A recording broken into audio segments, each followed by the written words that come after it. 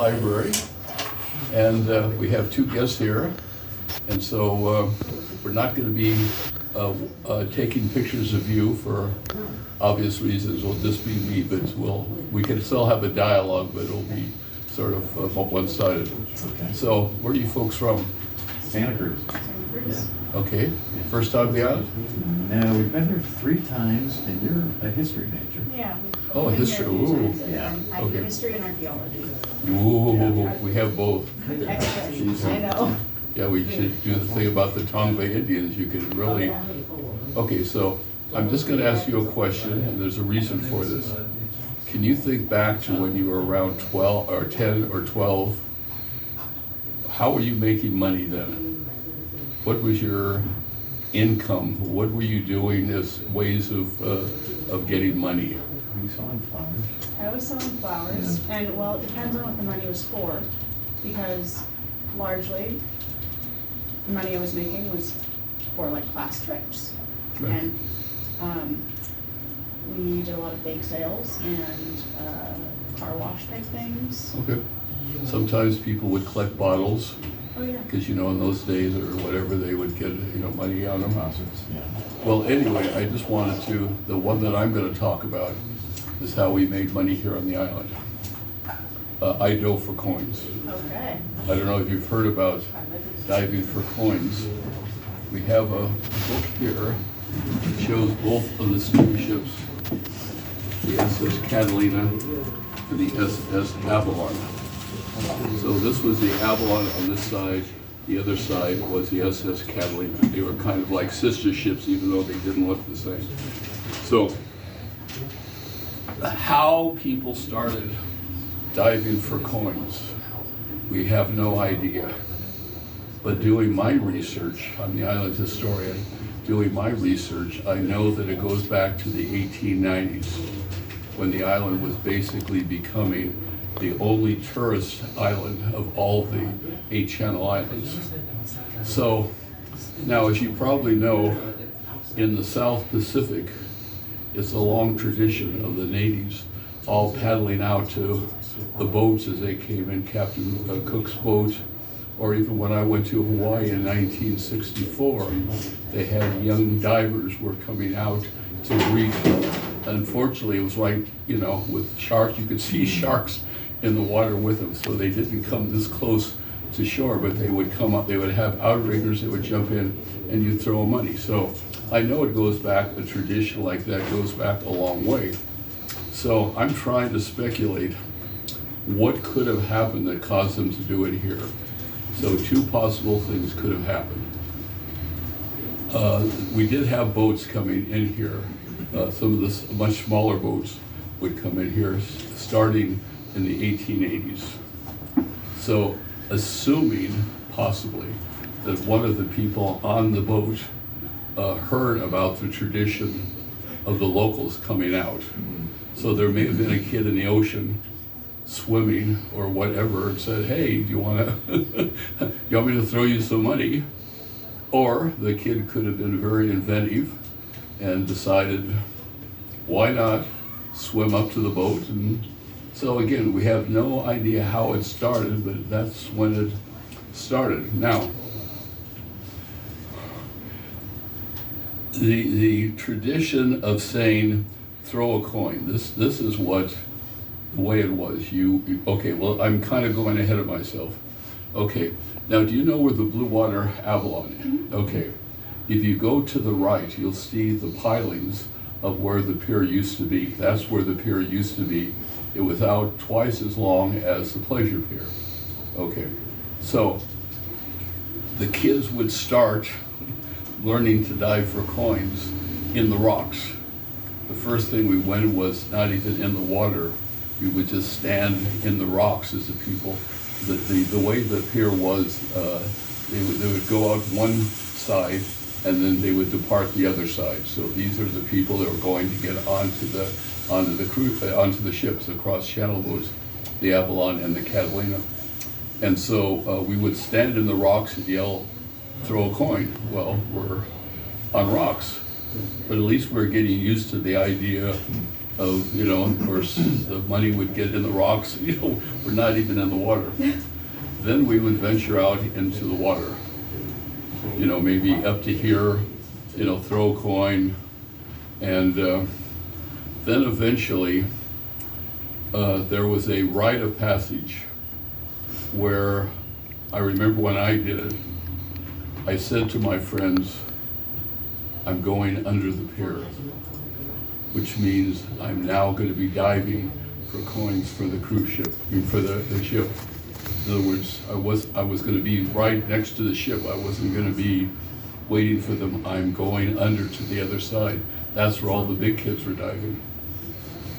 And I remember there's always the shock of your friends of, he's going under the pier. In other words, that means, he's not going to be one of us anymore. He's in the big time. So anyway, you would dive then over there. Now, as you see, the stern would come up, kind of turned around a bit. Well, anyway, the boat would come, forward, obviously, and then it would back up. But the point is, here you can see, this is the Avalon, and this is the Catalina, I think. Yeah, this is the Avalon. This is the Avalon, this is the Catalina. So it would come in forward. So you would start at the bow of the boat and work toward the stern. Now, the reason you did that is the further you got to the back of the boat, the more money they would throw. And unfortunately, it proved to be disastrous. These boats, in order to stay stable, they were single prop, and so they had to keep the propeller going. They had to keep the propeller going At all times? at all times, so that people getting off and on, because that's the only way the boat could be stable. Well, unfortunately, people realized that you were taking your life in your hands by being near the propeller shaft. So that's where they would throw the big money. We lost 7 kids that got sucked into the propeller shaft. I reckon if you're going to, are you going to ask to? And then they would stop doing it. They would call it Let's off. do The that. city would call it off because, but then they would do it again, and then somebody would get killed. Over how long of a period of time did the 7 get lost? 4 o'clock, right? The what? The 7 that got lost, or that got in the Well, propeller, okay, was that- it would have been, when the Catalina was there. So it would have been any time between the Catalina came into service in 1924, So right now. went out of service from the pier in 1967, and then it was over at the mole where the boats come in on the outside. They have these big buttresses. That's where the Catalina would come in up until 1975.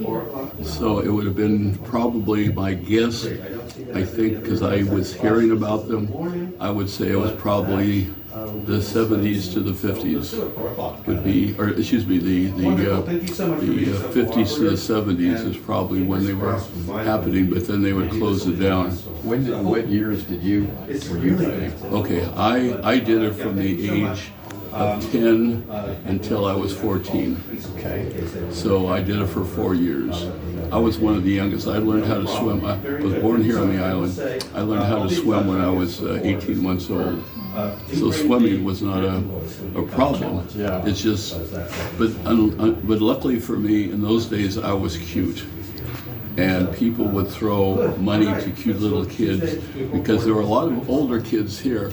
You would actually get college kids who would come over from the mainland because you could stay at the island villas, which is over where the transportation place where the buses come in. They had 1,200 little bungalows there. It was the world's largest single floor hotel in the world. So for them to dive for coins, and for that for $21 a weekend, they could make enough money to stay there for the weekend, take their girls to the dance in the casino, get them a meal. So, I mean, you know, this was their way of surviving. Well, we were doing it, you know, obviously to survive, but we had to compete with the real big kids, not even islanders. These were kids that would come over, you know, from the mainland after the war. So there was also, unfortunately, one of the kids swallowed a quarter and got caught in the throat, and he died. So people. It grew right into his mouth? Okay, no. So let me explain. There were three. I'm kind of not able to do it completely because I realize anytime I say anything, I have to kind of go back and explain. There are only three places where you would keep your money diving for coins. One would be in your mouth, one would be in your mask, and then one would be in your pockets. Now, obviously, there was limitations in all of these. Number one, you know, you can only hold so much money in your mouth, and you can't throw a coin with your mouth full, and of course you have a chance of swallowing them. Your mask, of course, would eventually fill up so you can't see anything. And then, of course, the pockets in your swimsuits. So this is how the kids got vicious. So if you had a mask, they would gang up on you and rip off your mask, and then all your money would go and they all die. Okay, that's, if you had the money in your mouth and you went down, we were diving 40 feet or more. In fact, I have no hearing in my right ear because of the diving. Wow. I've had 3 surgeries and they can't correct it, so I have, what do you call it, tinnitus continually in this ear. So anyway, that's part of the fun of diving. And we had earaches at the end of every season, blood just pouring out of our eardrums. But anyway, so if you were going down to get some coins and you put them in your mouth, on your way up, the kids would wait for you to get to the surface. Then they would put their feet on your shoulders, push you back down. So here you are ready to get your gasp of air. And just when you're ready to breathe, they push you back down, and of course you spit out everything you have in your mouth. And then, so again, they then dive and take your coins. The most embarrassing one is, if you put them in your trunks, They pull it off. they pull your trunks off. Right. So here you are swimming in the ocean with no clothes. So one of your friends has to swim to shore and get a blanket and come out and wrap it around you so you can just go home because you have no baby suit. Sounds kind of vicious. It sounds very predatory. Oh yeah, well of course we're talking about money. Yeah. Now, if you see where the Antonio's is, okay, you see those ropes? Yeah. Okay, those ropes are what we would jump off of to enter the water. In other words, you didn't just go down the stairs. You had to make a performance. Right. Diet. Yes. Diet, yeah. The only trouble is, when I first started, I didn't realize you had to have a spotter. Because the spotter had to tell you when the wave came in, It was deep enough. then you want to dive. Well, I thought it was called running the rails. Well, I thought I could do it on my own. Well, I missed it. And I dove directly into the gravel. My face was all bloody and whatever. But of course, I was macho. So even though the salt water was destroying, I mean, it was so painful, I still didn't, I pretended that everything was okay. And I thought, oh my gosh, when I scab up, it's gonna look terrible. Okay, now, put the money into perspective. People, okay, I would actually have people, I came up with the one to say, let's see some silver. Because what they were throwing were pennies, nickels, and you don't want to go 40 feet for a penny. So in 1937, they started saying, throw a coin. Up to that time, they didn't say anything. They were just in the water. People knew what the situation was. And so the reason I knew about this, the editor of the newspaper, Judge Wendell, who was right next door at the courthouse, He was the editor of the Islander newspaper, which was the newspaper at the time, still is. He wrote an editorial about how terrible it was in 1937 that the kids were now begging and bothering the tourists by screaming to them, "Throw a coin." So up to that time, they just sort of just stayed in the water. Somebody said, I think we need to let them know why we're doing it. So anyway, he came out with an editorial about how bad the kids were. But the funny part is, when they stopped diving for coins in 1967 because they took down the pier, he then wrote another editorial. He'd been the editor for a long time. In fact, he was the first editor in 1913. So again, he was the editor all this time. He then wrote an editorial about how the town was going to turn filled with juvenile delinquents because they didn't have anything to do with their time like diving for coins. So in 37, he said how horrible we were. Then in the 60s, suddenly, what are you kids going to do? You're going to turn in, he actually said, you're going to turn into juvenile delinquents because you don't have anything to do with your time like diving for the coins. So the ships would come in, they'd leave the mainland at 9, get here at noon. In fact, they would come here exactly so you could, when you heard the whistle of the boat come in, that was usually 10 minutes before, so that gave you time to rush down to get in the water. Then the boat would leave at 4:10 in the afternoon, so it would blow its whistle at 4 o'clock. But of course, you want to be there when it comes in, and you want to be there when it goes out, so you can get the double. In between, the Phoenix glass bottom boat, which was the world's largest paddle wheel glass bottom boat, used to dock on the side where the Avalon. See, the Avalon only went from 1921 to 1951. So the Avalon side is where they would keep the glass bottom boats, the flying fish boats, the seal rocks boats, whatever. So in between the two, you would be able to dive for them. So that's what you do in between the coming and the going. Now, I remember very well having, especially older women, seeing this cute little kid there, signal me to move to the side, and then have a handful of quarters or dimes and just throw a whole handful.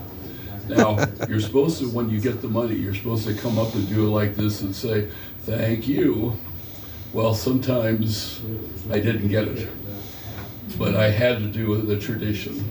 I couldn't let, I didn't want them to feel bad that all the other kids got it, so I would come up with either a coin or just say, "Thank you," and so that was just sort of being polite.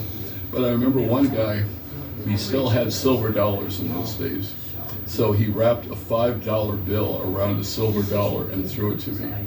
So there's $6 right there. So the silver dollar was just for weight. Mm-hmm. It was a $5 bill you wanted, but there's $6. So now I want to put it in perspective. On a good day, I could make $15 a day. Okay? Now that doesn't sound like much, except when you realize that minimum wage at that time was 99 cents. So I was literally making twice as much diving for coins in a day than most families pulled in after working an 8-hour day. So, I mean, $15 went a long way. When you could get a hot dog for 15 cents, French fries for 15 cents, hot dog for 15, a cheeseburger for 25. Now, I was still getting an allowance from my father, 10 cents a week to do the dishes. So I said, "Dad, You do those dishes. No, I didn't do that. I just said, "Dad, I'm tired. Yes, save." Well, no, I didn't, but I just said, "Save the allowance. By the way, Dad, do you need a loan? I have some money put away." So you could literally make a couple of $100 a summer, which in those days was 30 seconds. You really didn't have that much to spend, but you went to see the movie for 25 cents. If you're a kid, I mean, there weren't many things for the kids to do. They had dances up at the old El Encanto, which is now where the Avalon Spa is, but that was free. That was all free, so you had a lot of free things. You had community sings, you had square dancing, you had a lot of things that you could do. Didn't take any